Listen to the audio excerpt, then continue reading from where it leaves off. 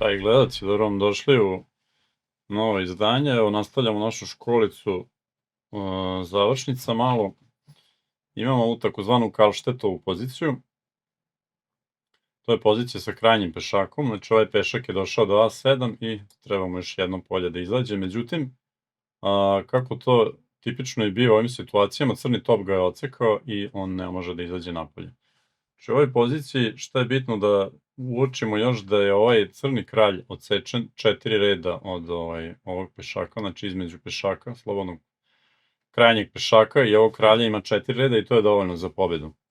Koji je naš prva faza našeg plana je da nekako oslobodimo ovog kralja. Kako možemo da oslobodimo kralja? Jedino da prevedemo topa na B liniju i to radimo. Znači prva faza je da dovedemo topa na B liniju. Ovde isto jedna mala i važna napomena, znači ne možemo ovako osloboditi ovoga kralja, recimo sa topom na B7, jer posle ovog poteza i ovog on igra ovde i sada kralj ne može da izađe napolje, jer da izađe ovamo da pripremi promociju pešaka, jer bi beli dobio mat.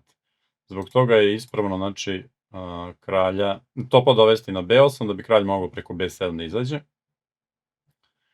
Sada najbolje za crnog najotpornije njegov odbrana dođe kraljem na D6. Evo pokazat ću što se dešava ako dođe kralj na D7, pošto na prvi pogled se čini da nema neke razlike. Znači ako kralj dođe na D7, top ide na B8 i ovaj top se sad mora negde skloniti. Nije uopšte bitno da li ide, recimo evo da ide na A liniju, ali potpuno je sve jedno. Kralj ide na B7, preti da izvuče damu i mi moramo da dajemo šahove. I sada ovaj kralj izlazi ovamo i u cik-cak će izaći u jednom momentu na polje C5 i sledećem potezu pretimo promocijom, znači on mora doći nazad, izvući ćemo damu, on će žrtvovati topa za damu i matirat ćemo ga topom protiv kralja.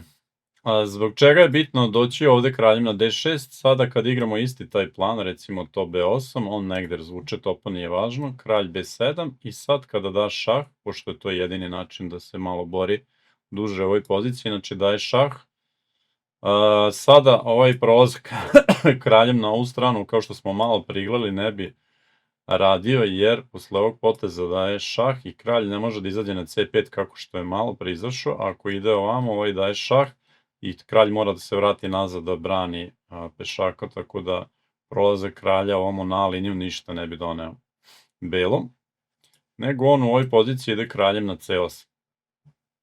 Sad, naravno, opet takođe preti promocije, znači on mora da da neki šah, to, i mora da zapreti ovde mat.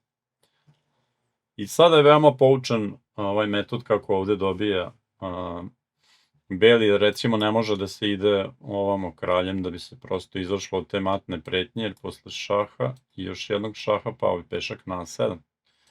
Zato ovde beli igra potez top B6, i nakon ovog poteza, sada je veoma važan potez i probajte ovo da zapamtite, ovo je praktično najbitnija stvar u ovoj poziciji što treba da zapamtite, to je ovaj neobičan šah, top C6.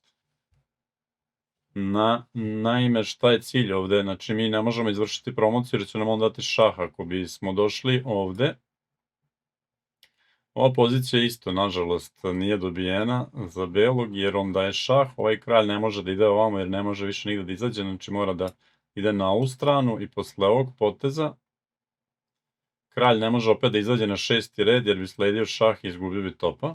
Kralj mora da ide ovamo i sad kad je kralj potpuno otišao na drugu stranu, crni samo blokira ovog pešaka, kasnije će da priđe ovome topu i pešaku i da ga uništi.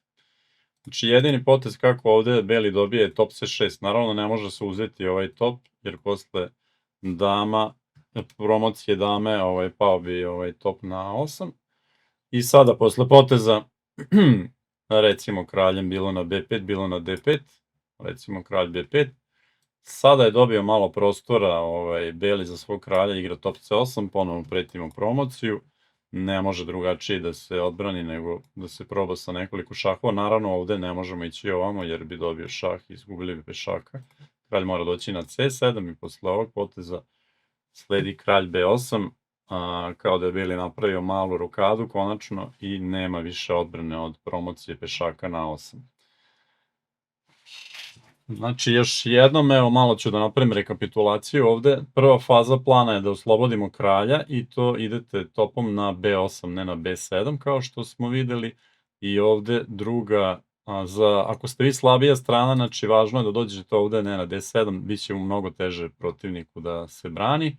I ovde je još jedan važan moment, znači u ovoj situaciji kad on zapreti mat, znači dajemo mu šah i ovaj šah i posle toga pozicija je lako dobijena jer vraćate, dobili ste malo prostora i onda ide top da pomogne promociju i bedi lako dobije. Evo, to bi bila ta Kalštetova završnica, veoma važna, znači ovo se odnosi na krajnje pešake, topovske pešake, bilo A, bilo H, ovako se dobije ta završnica. Eto, toliko, vidimo se u narednim videima.